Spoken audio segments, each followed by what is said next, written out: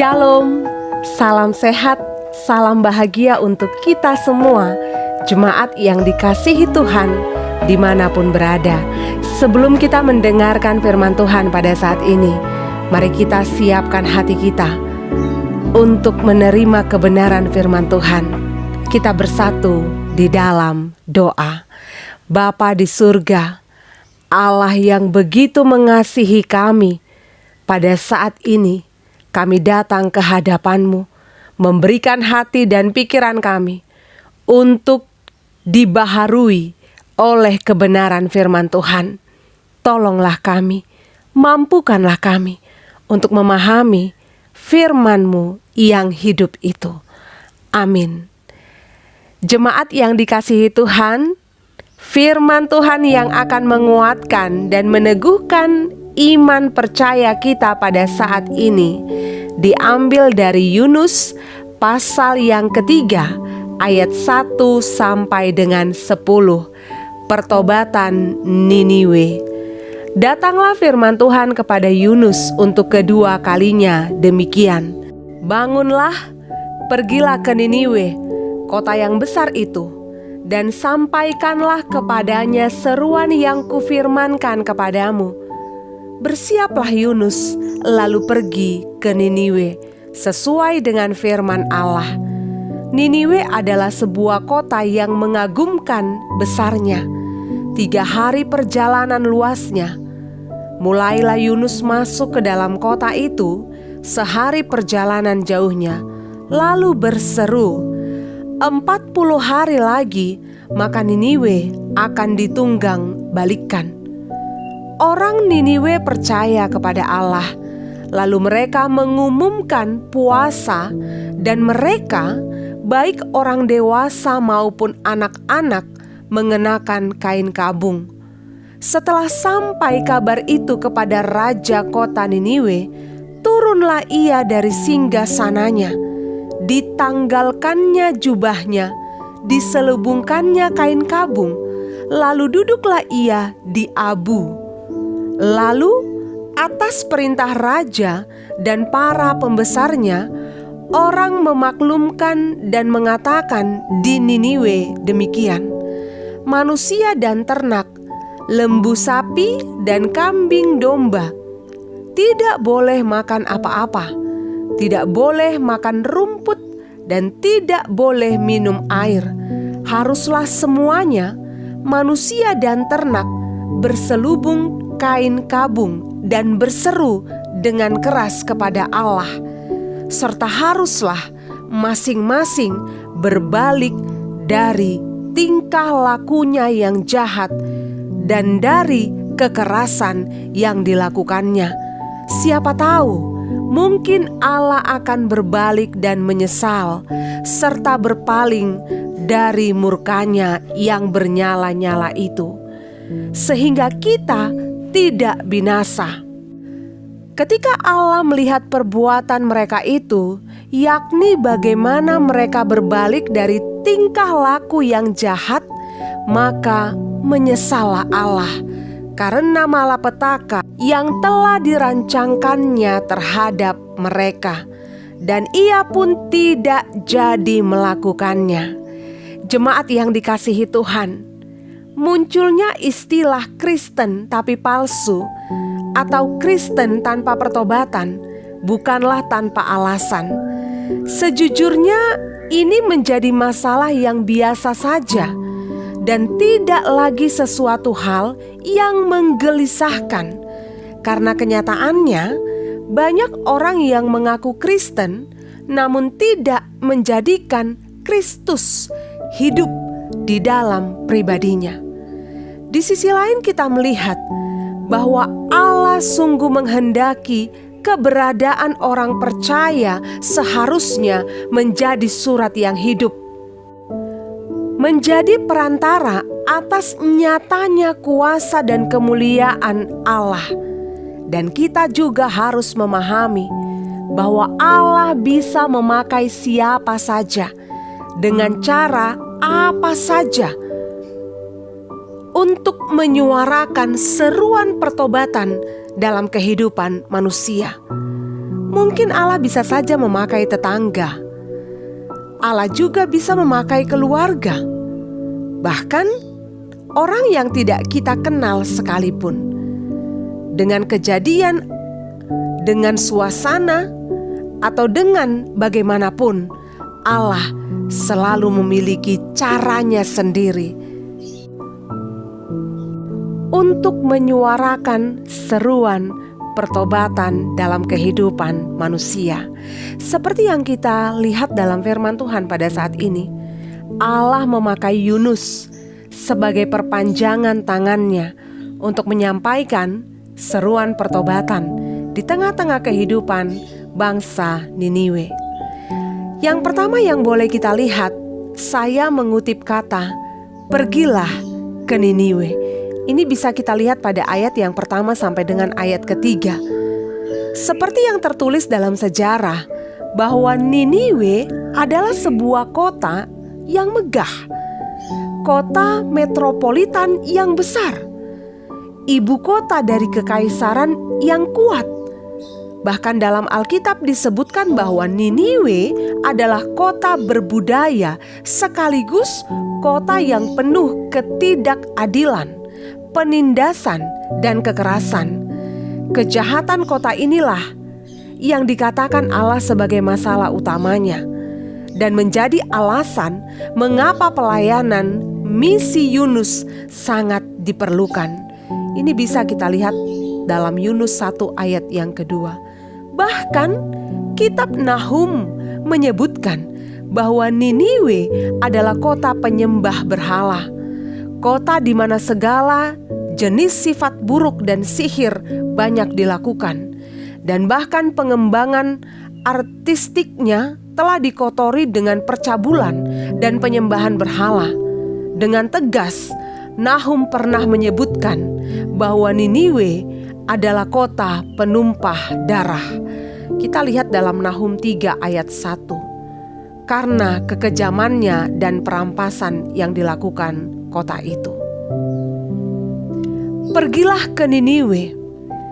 Ini adalah perintah kedua yang disampaikan Allah kepada Yunus, di mana kita semua tahu bahwa sebelum pemanggilan kedua, Yunus pernah mengeraskan hati dan lari dari panggilan Tuhan, hingga pada akhirnya berada di dalam perut ikan besar, membuat Yunus sadar akan kebesaran dan kuasa Allah, sadar akan kasih dan kemurahan Allah untuk menyelamatkan Yunus.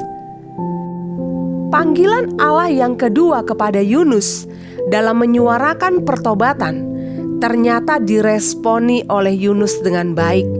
Saat Allah mengatakan bangun dan pergilah ke Niniwe, maka Yunus tidak lagi mengeraskan hatinya dan lari dari Allah. Namun dia pergi dan melakukan tepat seperti yang Allah katakan. Hal ini mengingatkan kita kembali bahwa Allah selalu hadir dalam hidup ini untuk memanggil kita melakukan kehendak-Nya.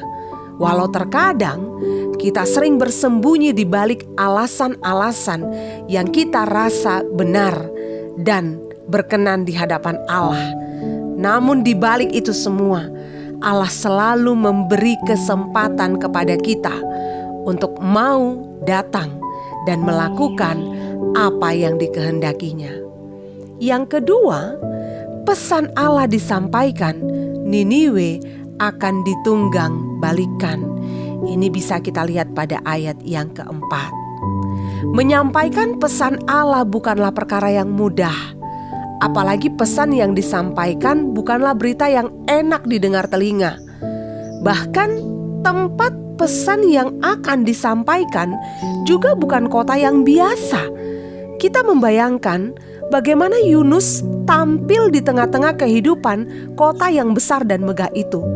Dia berdiri di tengah-tengah mereka dan menyampaikan apa yang dikatakan Allah, bahwa dalam 40 hari ke depan Allah akan menunggang balikan kota itu. Kalimat ini bisa saja membahayakan Yunus. Bahkan orang-orang bisa saja mengamuk dan marah kepada Yunus atas berita yang disampaikannya. Namun apa yang terjadi? Tuhan yang utus, Tuhan yang urus. Mari kita aminkan ini. Tuhan yang utus, Tuhan yang urus. Mereka tidak marah. Orang-orang Niniwe tidak membunuh Yunus. Allah berkuasa dan memperlihatkan kemuliaannya.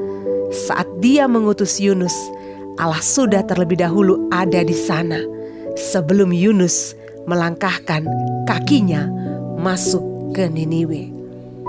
Yang ketiga, orang Niniwe percaya kepada Allah. Luar biasa sekali. Kuasa Allah melampaui batas pemikiran manusia.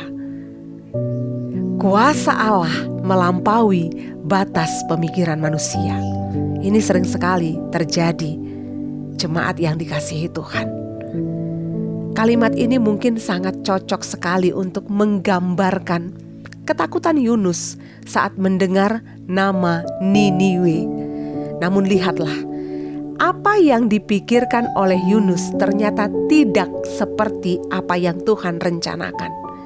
Siapa yang akan menyangka bahwa bangsa yang bebal, bangsa yang hidup dalam kejahatan, bangsa yang menyembah berhala, saat mendengar suara pertobatan Allah melalui Yunus, malah mengambil keputusan untuk percaya kepada Allah. Keputusan untuk percaya kepada Allah tidak hanya sebatas kata-kata. Itu sangat jelas kita lihat pada ayat yang ke-5 sampai dengan ayat yang ke-8. Ada tindakan iman yang menyertai pengakuan iman percaya mereka kepada Allah. Dikatakan mereka mengumumkan puasa, baik anak-anak dan orang dewasa mengenakan kain kabung. Raja menanggalkan jubahnya dan duduk di abu. Manusia, bahkan ternak, tidak boleh makan apa-apa. Manusia dan ternak berselubung kain kabung dan berseru dengan keras kepada Allah. Berbalik dari tingkah laku yang jahat. Jemaat yang terkasih dalam Tuhan Yesus, inilah yang disebut dengan pertobatan. Pertobatan yang melibatkan perubahan akal budi, pikiran, dan hati. Dan pada akhirnya pertobatan itu diperlihatkan melalui tindakan yang nyata. Seperti yang dilakukan bangsa Israel, bahwa mengenakan kain kabung dan duduk di abu adalah tanda kerendahan, perkabungan, dan pertobatan. Dan inilah yang dilakukan raja dan bangsa Niniwe pada saat itu. Mereka berselubung kain kabung. Raja menanggalkan jubahnya dan duduk di abu. Dan kemudian dengan suara yang keras mereka berseru kepada Allah. Mereka berbalik dari tingkah laku yang jahat. Maka apa yang terjadi?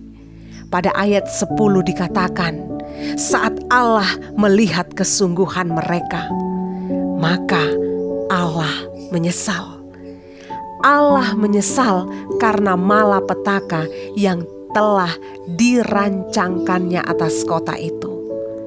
Kata menyesal dalam teks di atas berasal dari bahasa Ibrani yang disebut dengan nakham, yang juga berarti sama dengan belas kasihan, atau dengan kata lain, Allah yang berbelas kasihan. Allah menyatakan belas kasihannya atas kehidupan bangsa Niniwe, sehingga Allah tidak jadi melakukan hukumannya atas bangsa itu. Dalam Perjanjian Baru, kisah anak yang hilang menggambarkan wajah Allah yang penuh belas kasih. Kisah yang diawali dengan tuntutan anak bungsu untuk meminta harta warisan, dan bapaknya memberikan apa yang dia minta. Kemudian si bungsu pergi, ia menghambur-hamburkan hartanya dengan bermabuk-mabukan dan bersenang-senang dengan pelacur. Perjalanan si bungsu sampai pada titik terendah. Dia jatuh miskin dan terpaksa bekerja di peternakan dan memakan sisa makanan babi. Pada akhirnya si bungsu sadar bahwa dia sudah salah langkah. Dia memutuskan untuk kembali ke rumah bapaknya. Ini pasti bukanlah keputusan yang mudah. Ada rasa malu, penyesalan, semua bercampur aduk menjadi satu. Pahitnya hidup membuat bungsu menyesal dan sadar bahwa jauh dari Bapa membuat hidupnya hancur dan gelap. Keputusan meninggalkan rumah Bapa bukanlah jalan hidup yang terbaik. Tempat terbaik dalam hidup ini adalah berada dalam rumah Bapa, tinggal di dalam Allah. Tentu gambaran rumah Bapa yang dimaksud adalah hidup di dalam Kristus, tinggal di dalam Kristus. Jemaat yang dikasihi Tuhan, mari luangkan waktu untuk merenungkan firman Tuhan yang kita dengarkan pada saat ini.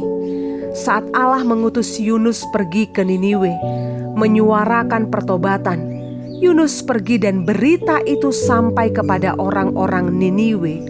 Maka jika pada saat ini Allah mengutus kita untuk pergi ke Niniwe yang baru, gambaran Niniwe yang baru bisa saja kita terjemahkan dengan keluarga kita, baik suami, istri, atau anak, bahkan orang-orang yang dekat maupun orang-orang yang kita tidak kenal sekalipun. Lalu bagaimana respon kita? Allah sungguh menghendaki kesiapan hati dari kita yang mendengarkan firman Tuhan pada saat ini. Kesiapan hati untuk menyuarakan pertobatan kepada suami, istri, anak, dan kepada siapapun. Dan kita harus memahami saat kita menyatakan siap untuk melakukan pekerjaan Allah, pada saat itu Allah sudah menggandeng tangan kita. Dia sudah mempersiapkan jalan bagi kita, sehingga saat terjadi penolakan atas apa yang kita sampaikan, saat itu juga kita menjadi pribadi yang tahan banting. Saat terjadi sesuatu di luar dari apa yang kita duga, saat itu juga Allah sudah menyiapkan kesanggupan untuk kita dapat melaluinya. Mari kita ingat bagaimana Allah bekerja untuk memberikan kesanggupan dalam kehidupan Paulus yang berkali-kali ditolak, dikejar-kejar, bahkan masuk ke dalam penjara. Penyertaan dan pemeliharaan Allah membuat Paulus tetap maju di dalam keyakinan iman. Maka percayalah, Allah juga akan memperlengkapi dan menyanggupkan kita untuk menjadi pekerja Kristus. Terus-menerus percaya dan terus-menerus diperbaharui. Ini adalah poin kedua sebagai refleksi yang harus kita renungkan. Terus-menerus percaya dan terus-menerus diperbaharui adalah perjuangan iman yang tidak bisa kita tinggalkan. Selama Allah memberi kesempatan bagi kita untuk menghirup udara segar, selama itulah kita hidup berjuang di dalam iman percaya, sehingga kita bisa menjadi surat yang hidup, surat yang dibaca oleh semua orang, di mana orang-orang menyaksikan ada Kristus yang hidup di dalam kita. Tentunya hal ini tidak terlepas dari kehidupan yang mengalami pertobatan. Pertobatan yang membawa pembaharuan akal budi juga pikiran. Pertobatan yang menghasilkan perubahan karakter menjadi serupa dengan Kristus. Karena sebagai manusia biasa, dengan kondisi jiwa dan tubuh yang belum sempurna, berbuat dosa merupakan hal yang masih mungkin terjadi. Maka 24 jam sehari, 7 hari dalam seminggu, kita berjuang untuk sampai kepada tahap hidup yang tertuju kepada Allah, di mana perjuangan kita bukan hanya mengerjakan apa yang baik, bukan hanya melakukan ibadah dan kemudian berdoa, namun bagaimana kita berjuang untuk memprioritaskan kehendak Allah dalam kehidupan kita. Bagaimana kita berjuang untuk mengedepankan kebenaran daripada kebaikan. Bagaimana kita berjuang untuk menjadi orang yang bertuhan, bukan orang yang hanya beragama. Bagaimana kita berjuang untuk berani melepaskan yang enak-enak dan menyesatkan. Justinus Martir, seorang filsuf Yunani yang tersohor, telah dibukakan mata hatinya. di mana dia mengaku bahwa Allah adalah kebenaran dari semua kebenaran dan Kristus adalah firman yang hidup. Maka sejak pengakuannya itu dia mengalami pertobatan. Kemudian dia berjuang untuk menyuarakan kebenaran Injil. Dia hadir untuk memperjuangkan pengikut Kristus yang mengalami penindasan. Hingga pada akhirnya dia harus mati martir karena pekerjaan Injil.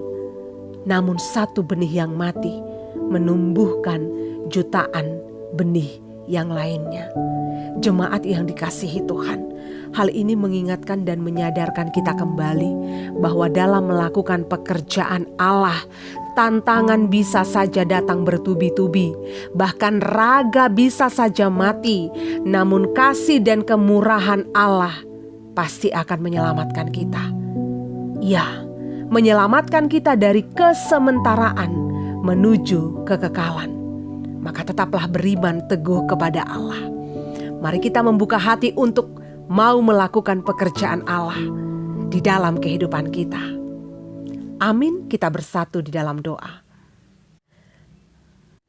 Bapa di surga, terima kasih untuk firman yang sudah kami dengarkan pada saat ini. Hamba-Mu sungguh percaya bahwa Engkau memberkati setiap orang-orang yang sudah mendengarkan firman. Sehingga kami semakin mengenal Engkau, kami semakin memahami apa yang Tuhan kehendaki dalam kehidupan kami. Mampukan kami ya Tuhan untuk menjadi surat yang hidup, saksi Kristus, melakukan pekerjaan Kristus di dalam kehidupan kami. Terpuji termulialah Engkau ya Allah.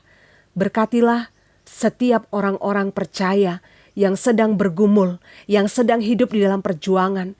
Kiranya Tuhan yang menolong, meneguhkan iman percaya mereka.